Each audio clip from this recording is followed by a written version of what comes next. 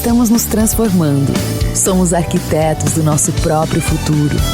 Vamos criar juntos o próximo nível. Embratel, sua empresa no próximo nível.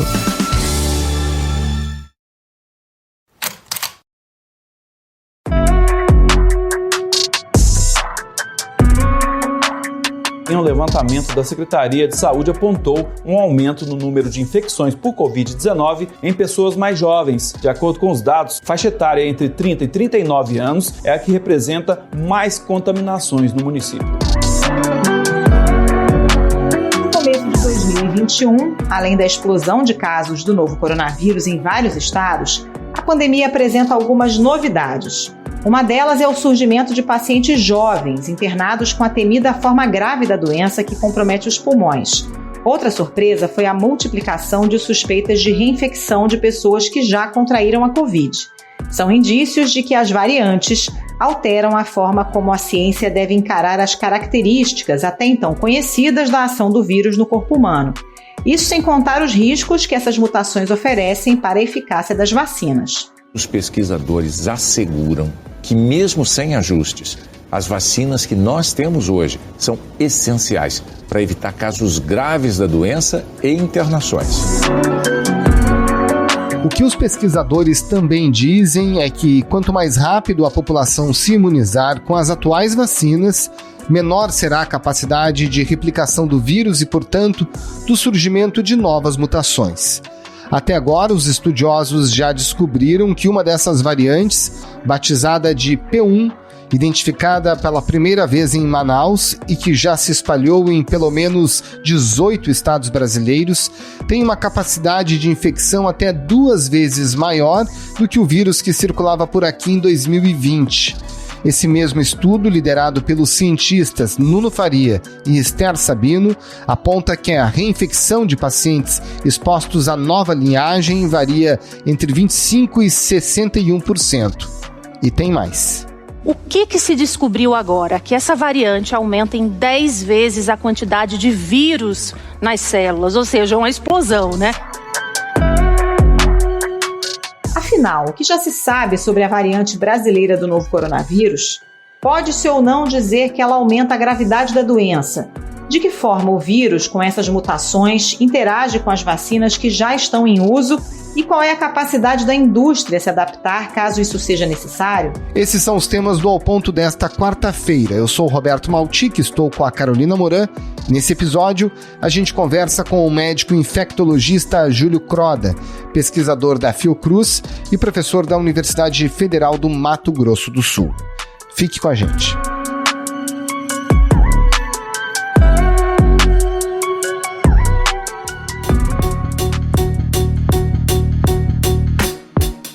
Dr. Júlio Croda, hoje a grande pergunta é qual é o tamanho do impacto dessa variante chamada P1 em todo o Brasil, em todos os estados.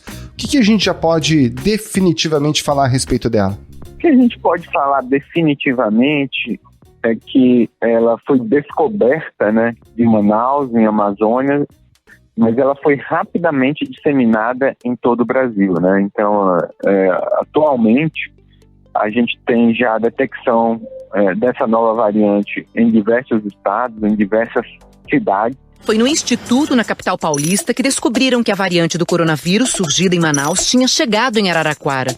Cientistas deram o nome de P1 a essa mutação. E muitas dessas cidades, elas vêm impactando no aumento do número de casos, no aumento do número de internações hospitalares. Agora, doutor, por que essa variante é tão mais transmissível do que as variantes que vinham circulando aqui no Brasil desde o começo da pandemia? O que muda?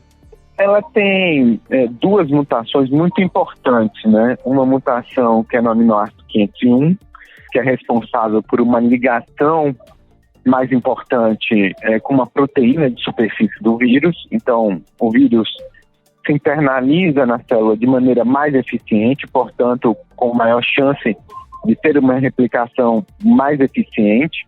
Além disso, ela tem uma outra mutação no aminoácido 584, que essa mutação pode estar relacionada, de alguma forma, ao escape do sistema imune, a maior chance de reinfecção por essa nova variante. A gente tem pouca informação a respeito dessa variante P1, dessa variante brasileira. Então a gente precisa realmente ter mais dados e mais detalhes a respeito disso, assim como a gente tem dados a respeito da variante sul-africana e a variante inglesa. Pois é, a gente sabe que inclusive essa variante brasileira, ela repete algumas mutações, por exemplo, da variante inglesa.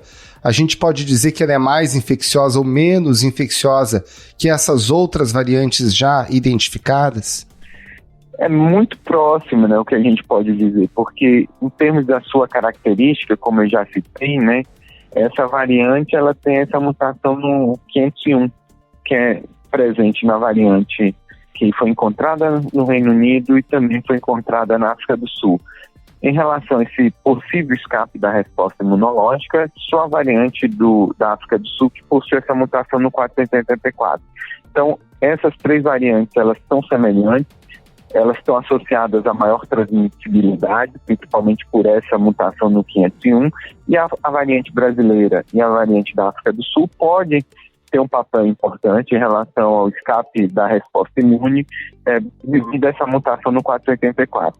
Mas a gente tem pouquíssimos dados avaliando isso em humanos, né? Então a gente realmente precisa entender melhor não só a respeito dessas variantes que ocorreram em outros países, né, como a variante brasileira. Quando o senhor fala em escape da resposta imune, significa se a pessoa que já teve Covid com uma outra cepa está suscetível ou não a contrair Covid novamente ao ter contato com essa variante, é isso, doutor? Exatamente, e um possível impacto em termos de vacina também, né? Nessa pandemia, os cientistas estão tendo que lidar com um desafio que eles temiam: as mutações do coronavírus, que obrigam a reavaliar a eficácia e até a atualizar as vacinas. Porque muitas vacinas elas foram desenvolvidas baseadas na composição das outras variantes, né? A gente ainda não desconhece o real impacto disso, né? Dessas mutações que ocorreram e quanto de escape da resposta imune, tanto para a reinfecção quanto para a vacina, vai ocorrer a partir de agora.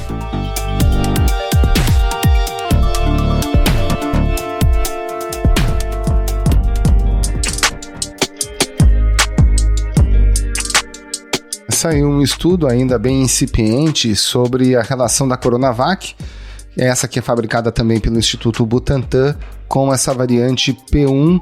É um estudo que acaba dando uma notícia ruim, dizendo que de alguma forma essa variante escapa da imunização dada por essa vacina. Como é que o senhor avalia esses primeiros dados?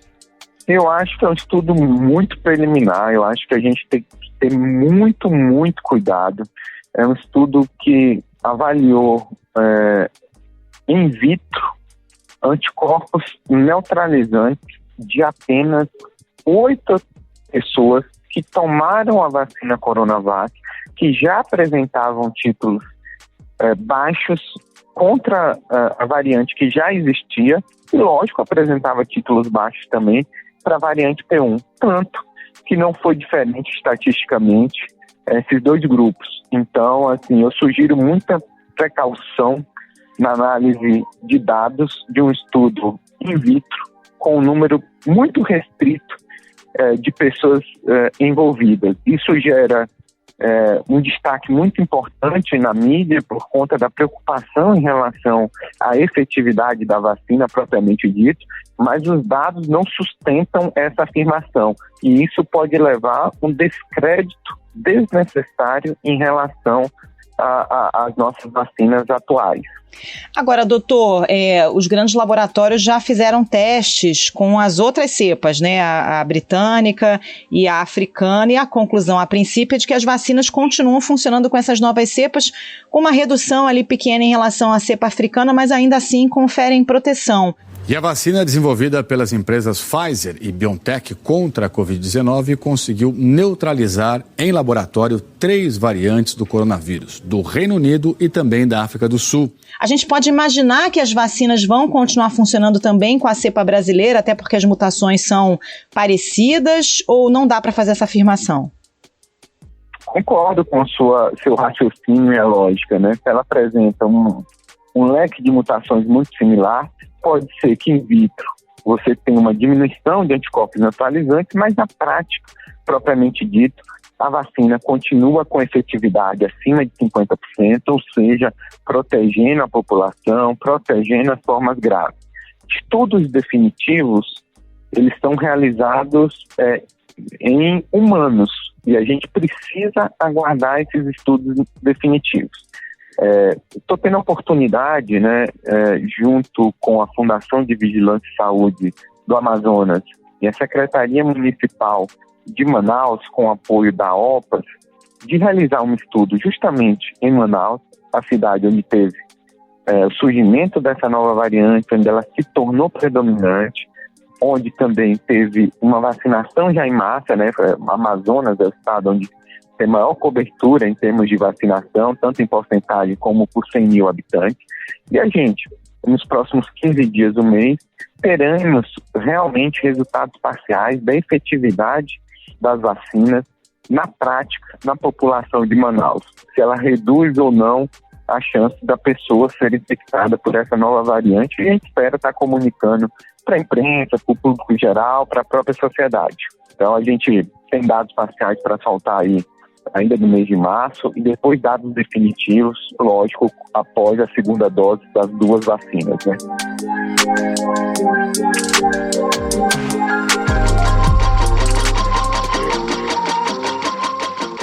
A gente falou um pouco aqui sobre a Coronavac e a interação dela com essa variante P1. O que a gente tem de informação sobre a interação da vacina de Oxford, Fiocruz, com essa variante?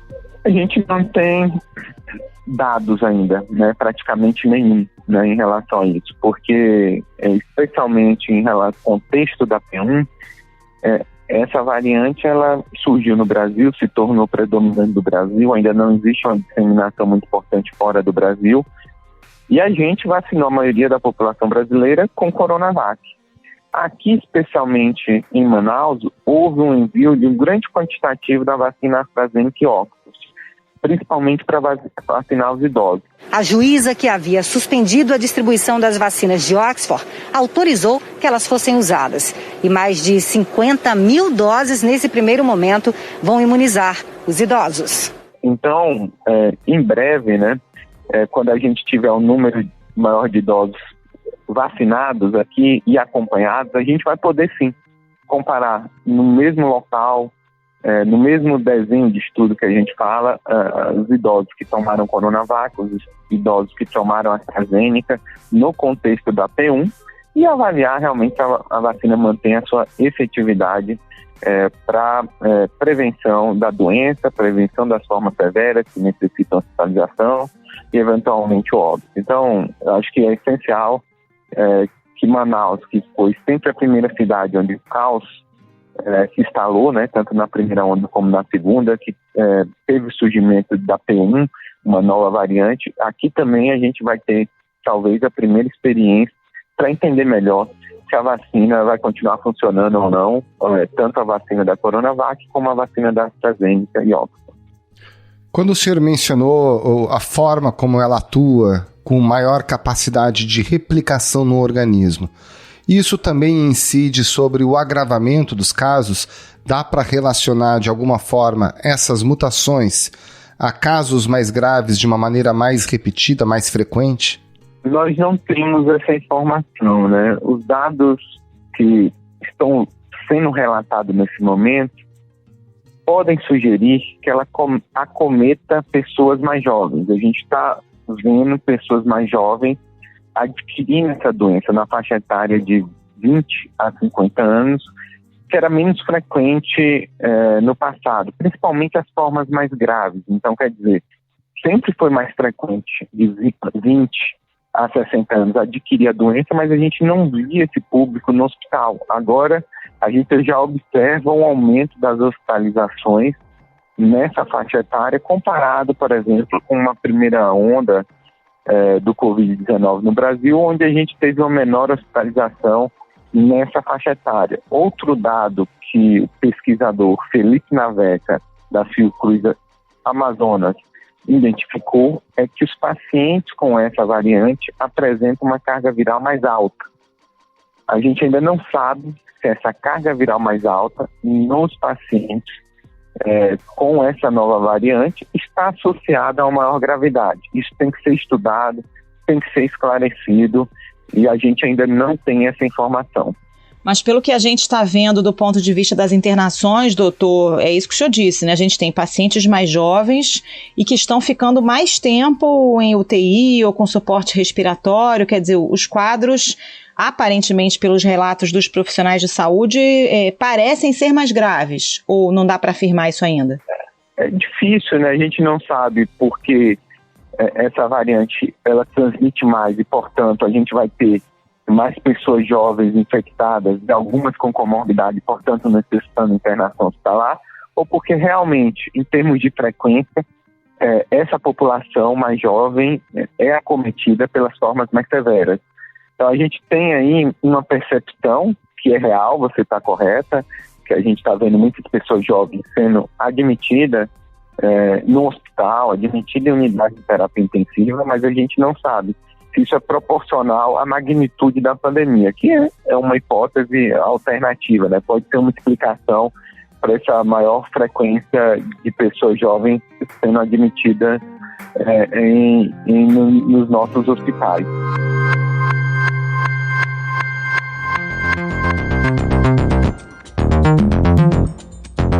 Doutor Júlio, a gente tem às vezes a sensação de que está combatendo um inimigo no escuro, né? Porque essa nova variante, por exemplo, foi mapeada primeiro no Japão, antes de ser mapeada aqui no Brasil. A gente sabe que os investimentos nesse tipo de teste são muito baixos por aqui.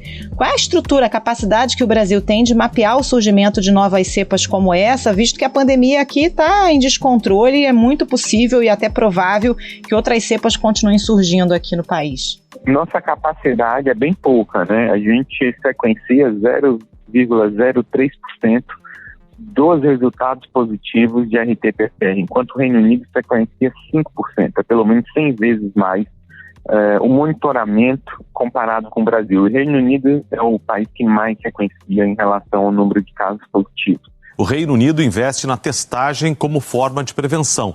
Os equipamentos para detectar a doença evoluíram e são capazes de apresentar um resultado em pouco mais de 1 hora. A gente tem muita dificuldade, sim, de identificar novas variantes.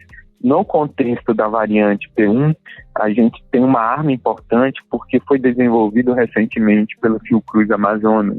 O pesquisador Felipe Noveca desenvolveu um RT-PCR específico para P1, e isso é um exame mais barato que o sequenciamento e que vai poder ser disseminado para outros laboratórios públicos no intuito de melhorar o monitoramento, a circulação específico dessa nova variante.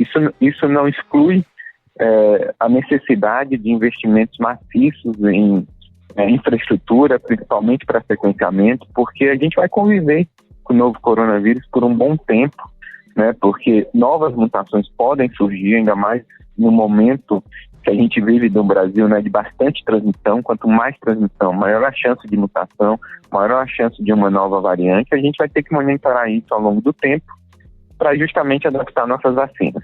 Pois é, doutor, seguindo no tema, a gente espera, não necessariamente agora, mas eventualmente no futuro, a necessidade de adaptação das vacinas por conta dessas variantes. O quanto que isso pode atrasar ainda mais o processo de imunização no Brasil, considerando a adaptação da Coronavac, da vacina de Oxford e também de outras que eventualmente sejam distribuídas por aqui?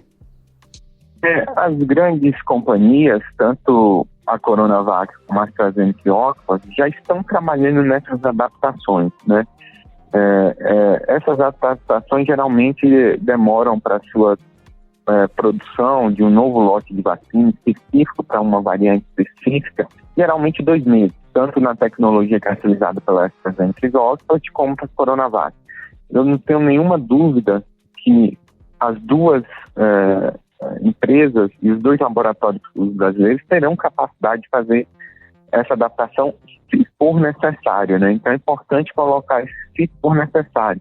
Até o momento, né, a gente não viu necessidade de fazer nenhum tipo de adaptação, nem da vacina, por exemplo, da Pfizer, que tem mais estudos em relação às novas variantes, do ponto de vista da sua efetividade na proteção do adoecimento. Então, o que a gente viu para as novas variantes é muito baseado em outras vacinas e até o momento não existe nenhum indicativo que a gente tenha que fazer essas adaptações.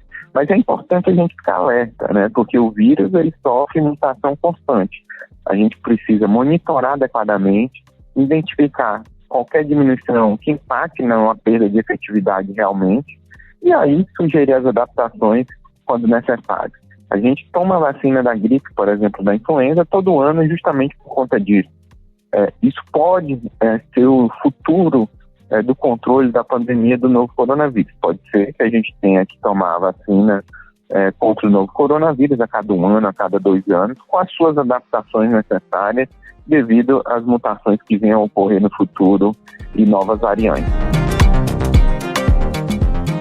A situação é crítica, porque além de enfermarias lotadas e de UTIs no limite, agora falta o básico, falta oxigênio.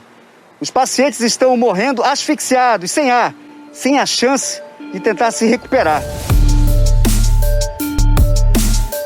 Doutor, aproveitando que o senhor está em Manaus, né? A gente viu essas cenas de barbárie, de guerra, de caos na cidade. Como é que está a situação por aí agora? Melhorou muito, né? O Estado está conseguindo recuperar sua capacidade de atendimento. Hoje em dia a taxa de ocupação já caiu para 85%, né? Nas suas unidades hospitalares. Isso permite que o Estado possa, de alguma forma, não ter pacientes intubados nas emergências, que não falte mais oxigênio.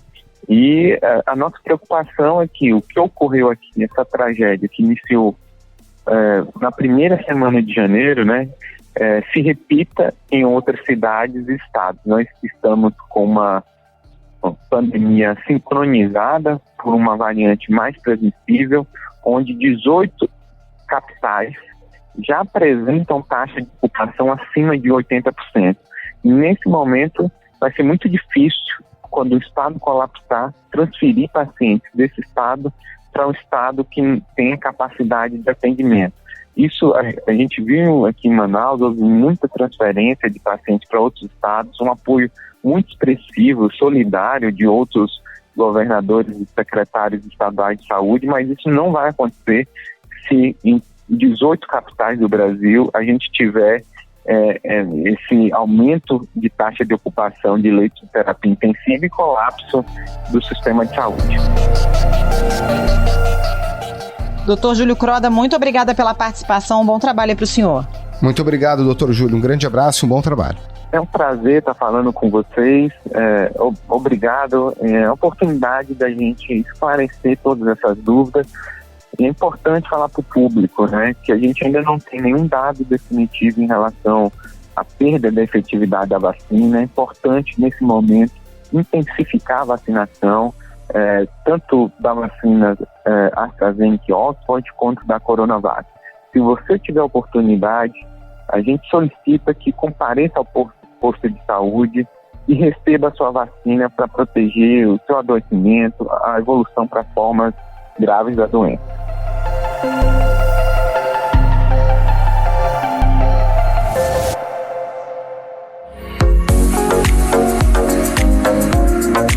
Oi pessoal, eu sou o Ronaldo Lemos e eu queria convidar vocês para ouvir o podcast Juntos no Próximo Nível, uma parceria da Embratel com o Valor Econômico. A cada episódio eu converso com experts em tecnologia e lideranças de mercado sobre a nova cara dos negócios no mundo pós-pandemia. Áreas como varejo, saúde, governo, agronegócio e indústria 4.0 estão no centro desse nosso bate-papo. Busque Juntos no Próximo Nível nos principais agregadores e entre nessa conversa. Espero vocês.